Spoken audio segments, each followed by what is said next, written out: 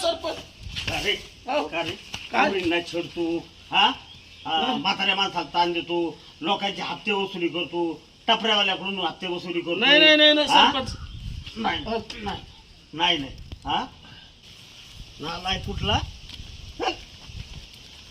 पैसे तर गाडीत बस तुला सापडतो तुम्ही बस तुला करून पाहतो तुला आहे ना पिठलं भाकरी बर का आता पट्टा मेरी आवाज सुनो सरपंच जाऊ दे तुमच्या पाया पडतो राव.